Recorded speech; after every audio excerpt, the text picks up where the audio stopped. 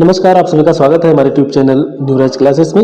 आइए आज की इस वीडियो में विज्ञान एवं पर्यावरण से संबंधित महत्वपूर्ण प्रश्नों पर चर्चा करेंगे। ये प्रश्न परीक्षा की दृष्टि से बहुत ही महत्वपूर्ण होंगे। आइए शुरू करते हैं। पहला प्रश्न है, पर्यावरणीय जलवायु कारक नहीं है। ऑप्शन दिए हुए, पहला ऑप्शन है तापमान, आर्द्रता, वायु की गति और द ऑप्शन है ऊंचाई। तो इसका जो सही आंसर है वह है ऑप्शन नंबर द, यानी कि ऊंचाई जो है इसका राइट आंसर है। पर्यावरण के मृदा कारक हैं, ऑप्शन दिए हुए हैं। आ ऑप्शन है मृदा जल, व ऑप्शन है मृदा वायु, सा ऑप्शन है मृदा पीएच मान और द ऑप्शन है उपरोक्त सभी। तो इसका जो राइट आंसर है वह है ऑप्शन नंबर द, यानी कि उपरोक्त सभी। ये मृदा जल, मृदा पीएच मान और मृदा वायु ये सभी कारक हैं। आगे बढ़ते अगला प्रश्न है, पर्यावरण के वायु प्रदूषक हैं। ऑप्शन दिए हुए हैं। पहला ऑप्शन है वाहनों का धुआं, दूसरा है औद्योगिक कारखाने, तीसरा है ताप बिजली घर, दूसरा है उपरोक्त सभी। इसका जो सही आंसर है वह है ऑप्शन नंबर द, यानी कि ये उपरोक्त सभी हैं। फ्रिज से कौन सी हानिकारक गैस निकलती है? ऑप्शन दिए हुए हैं। पहला ऑप्शन है ओजोन, दूसरा है नाइट्रोजन, कार्बन डाइऑक्साइड, क्लोरोफ्लोरोकार्बन। इसका जो सही आंसर है वह है ऑप्शन नंबर द, यानी कि क्लोरोफ्लोरोकार्बन।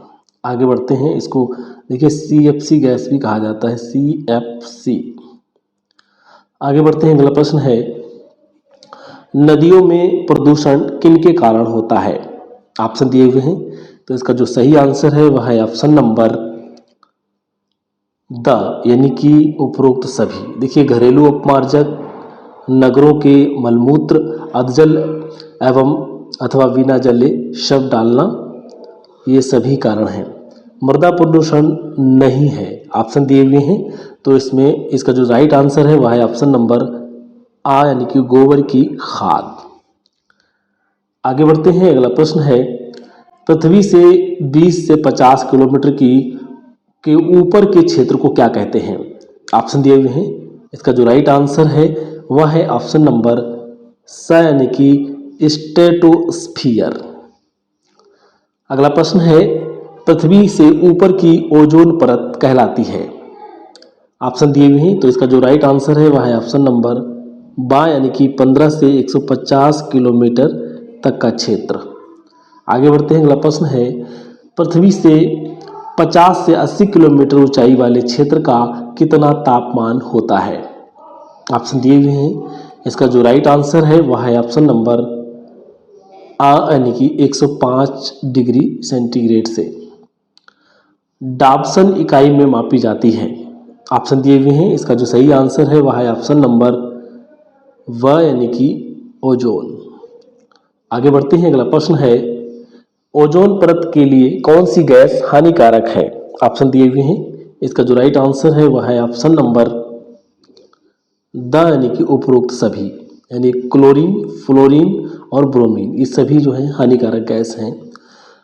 रियो डी जेनेरो में पृथ्वी सम्मेलन कब हुआ था?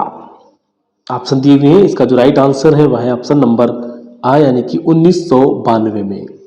अगला प्रश्न है, वायुमंडल में कार्बन डाइऑक्साइड की मात्रा भाग प्रति 10 लाख यानी ppm बढ़ रही है। ऑप्शन दिए हुए हैं। इसका जो सही आंसर है वह है ऑप्शन नंबर व, यानी कि 15 से 18 ppm। ग्लोबल वार्मिंग सम्मेलन 1 दिसंबर 1997 को कहाँ आयोजित किया गया? ऑप्शन दिए हुए हैं। तो इसका जो सही आंसर है वह है ऑप्शन नंबर सा, यानी क्योटो जापान में। अगला प्रश्न है, सबसे अधिक विषैले तत्व प्रतिदिन किस शहर में घुलते हैं?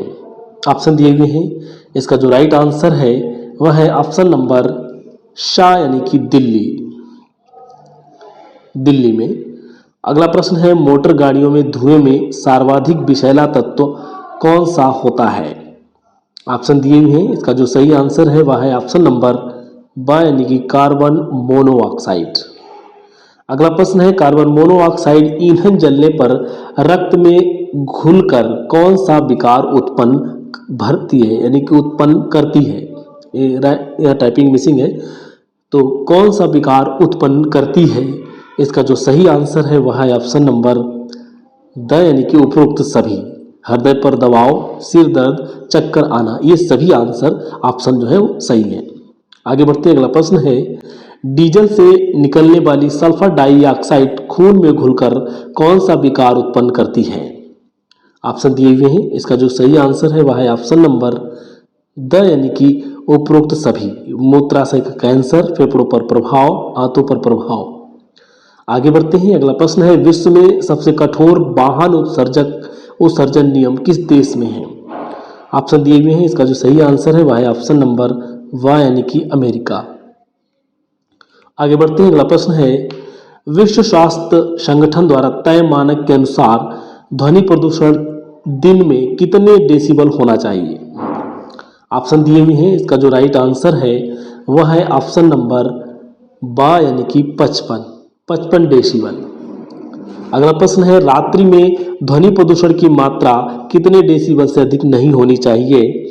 ऑप्शन दिए हुए हैं, इसका जो राइट आंसर है वह है ऑप्शन नंबर बा यानी कि 45 से ज़्यादा नहीं होना चाहिए। अगला प्रश्न है, किस क्षेत्र में दिन में 75 एवं रात में 70 डेसिबल से अधिक की प्रदूषण की मात्रा नहीं होनी चाहिए? किस क्षेत्र में? तो ऑप्शन दिए हुए हैं, इसका जो राइट आंसर है वह है ऑप्शन नंबर आ यानी कि औद्योगिक क्षेत्र में। आगे बढ़ते हैं, अगला प्रश्न है, व्यावसायिक क्षेत्र में दिन में ध्वनि प्रदूषण की अधिकतम सीमा है? ऑप्शन दिए हुए हैं, इसका जो राइट आंसर है वह है ऑप्शन नंबर शा यानी कि 65 डेसिबल। दीपावली के दिन रात्रि में 45 के स्थान पर ध्वनि प्रदूषण बढ़कर कितने तक पहुंच जाता है? ऑप्शन दिए हुए हैं, इसका जो राइट आंसर है वह है ऑप्शन नंबर 110 डेसिबल तक। आगे बढ़ते अगला प्रश्न है, दीपावली के दिन रात्रि में 45 के स्थान पर ध्वनि प्रदूषण बढ़कर कितने तक पहुंच जाता है? ये रिपीट हुआ है क्वेश्चन यहाँ पर, तो इसका जो राइट आंसर है वह है ऑप्शन नंबर वा यानी कि 110 डेसिबल तक। अगला प्रश्न है, अधिक ध्वनि प्रदूषण से प्रभाव बढ़ता है? ऑप्शन दिए हुए हैं, इसका जो राइट आंसर है वह है ऑप्शन नंबर सा यानी कि मस्तिष्क में तनाव।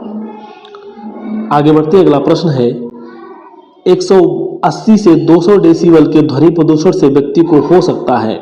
ऑप्शन दिए हुए हैं, सुनने की शक्ति में ह्रास, व ऑप्शन है स्मरण शक्ति में ह्रास, सा ऑप्शन है मृत्यु तक, और द ऑप्शन है उपरोक्त सभी।